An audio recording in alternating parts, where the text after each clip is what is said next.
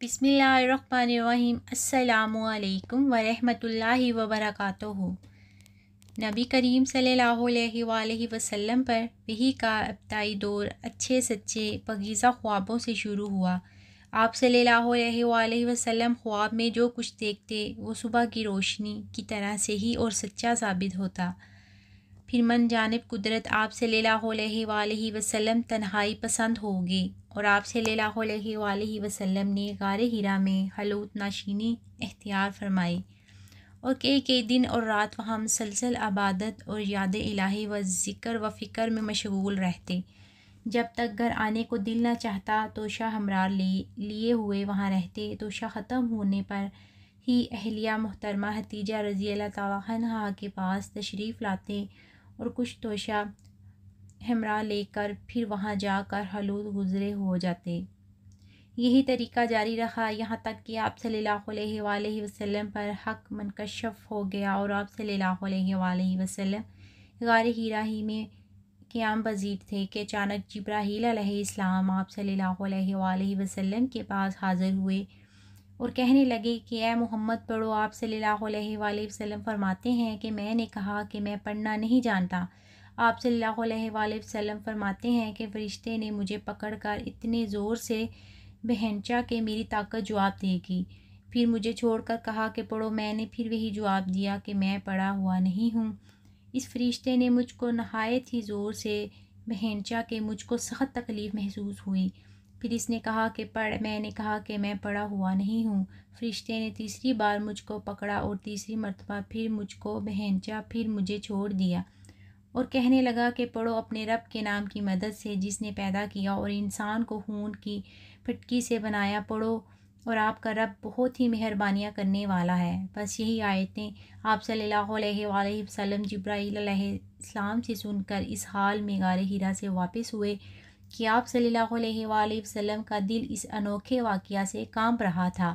آپ صلی اللہ علیہ وآلہ وسلم حتیجہ کے ہاں تشریف لائے اور فرمایا کہ مجھے کمبل اڑا دو، مجھے کمبل اڑا دو۔ لوگوں نے آپ صلی اللہ علیہ وسلم کو کمبل اڑا دیا۔ جب آپ صلی اللہ علیہ وآلہ وسلم کا ڈر جاتا رہا تو آپ صلی اللہ علیہ وآلہ وسلم نے اپنی زوجہ محترمہ حتیجہ رضی اللہ تعالیٰ عنہا کو تفصیل کے ساتھ یہ واقعہ سنایا اور فرمانے لگے کہ مجھ کو اب اپنی جان کا خوف ہو گیا ہے۔ آپ صلی اللہ علیہ وآلہ وسلم کی اہلیہ محترمہ حتیجہ رضی اللہ تعالیٰ عنہا نے آپ صلی اللہ علیہ وسلم کی داڑھ بنائی اور کہا آپ کا خیال صحیح نہیں ہے، اللہ کی قسم آپ کو اللہ کبھی رسوا نہیں کرے۔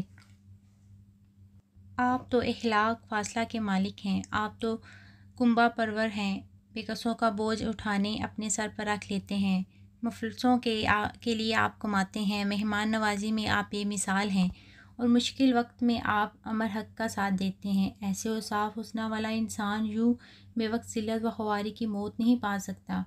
پھر مزید تسلی کے لیے حتیجہ رضی اللہ تعالیٰ عنہا آپ صلی اللہ علیہ وآلہ وسلم کو ورقہ بن نوفل کے پاس لے گئیں جو ان کے چچا زاد بھائی تھے اور زمانہ جاہلیت میں نصرانی مہذب اختیار کر چکے تھے اور عبرانی زبان کے کتابت تھے۔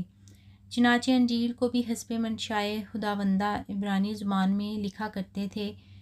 انجیل سریانی زبان میں نازل ہوئی تھی، پھر اس کا ترجمہ عبرانی زبان میں ہوا۔ ورقہ اسی کو لکھتے تھے۔ وہ بہت بوڑھے ہو گئے تھے یہاں تک کہ ان کی بینائی بھی رخصت ہو چکی تھی۔ حتیجہ رضی اللہ تعالیٰ عنہا نے ان کے سامنے آپ صلی اللہ علیہ وآلہ وسلم کے حالات بیان کیے اور کہا کہ اے چچا زاد بھائی، اپنے بھتیجے محمد صلی اللہ علیہ وآلہ وسلم کی زبانی ذرا ان کی کیفیت سن لیجئے۔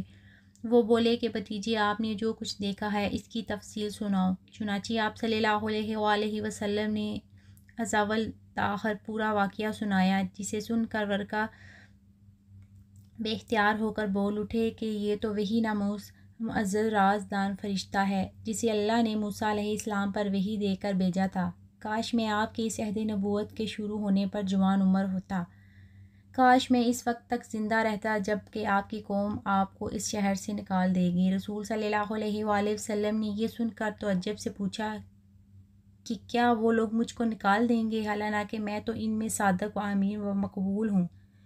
ورقہ بولا ہاں یہ سب کچھ سچ ہے، مگر جو شخص بھی آپ کی طرح امر حق لے کر آیا لوگ اس کے دشمن ہی ہوں گے ہیں۔ اگر مجھے آپ کی نبوت کا وہ زمانہ مل جائے تو میں آپ کی پوری مدد کروں گا۔ مگر ورقہ کچھ دنوں کے بعد انتقال کر گئے۔ پھر کچھ عرصہ تک وحی کی آمد موقف رہی۔